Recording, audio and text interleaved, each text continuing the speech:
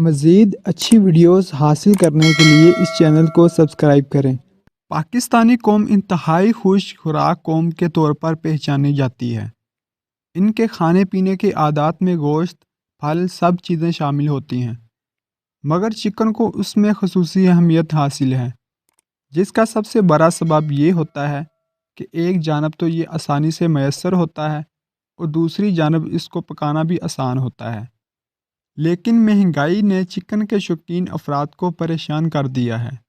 ویسے تو یہ بات سننے میں بہت ہی عجیب لگتی ہے کہ مہنگے چکن کو کس طرح سے سستا بنایا جا سکتا ہے، لیکن تھوڑی سی پلاننگ سے چکن کے مہنگے ہونے سے نہ صرف جان چھڑائی جا سکتی ہے، بلکہ ہمیشہ کے لیے اس بات کا انتظام کیا جا سکتا ہے کہ گھر بیٹھے اچھی کوالٹی کا چکن اور انڈے حاصل کیے جا سکتے ہیں۔ اپنا پولٹری فارم گھر پر خود بنائیے۔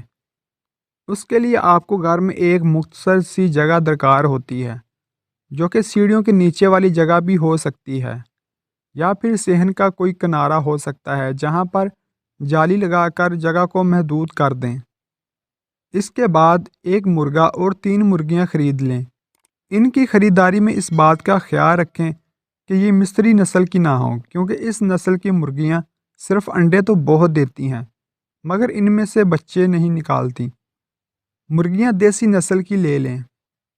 ہر مرغی جو دیسی اچھی نسل کی ہوتی ہے 11 سے 15 دن تک ہر روز ایک انڈا دیتی ہے۔ یہ انڈے محفوظ کر لیں اور ان کو فریج میں نہ رکھیے۔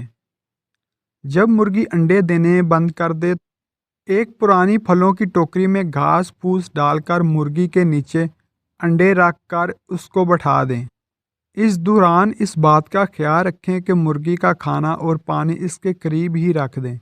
10 سے 11 دن بعد مرغی ان انڈوں سے بچے نکال دے گی، اور اس طرح سے صرف 1 سے 1.5 مہینے کے اندر آپ کی ایک مرغی 10 سے 12 مرغیوں میں تبدیل ہو جاتی ہے۔ اس کے علاوہ اگر آپ کو انڈے درکار ہوں تو اس کے لیے مصری مرغیاں بھی رکھی جا سکتی ہیں۔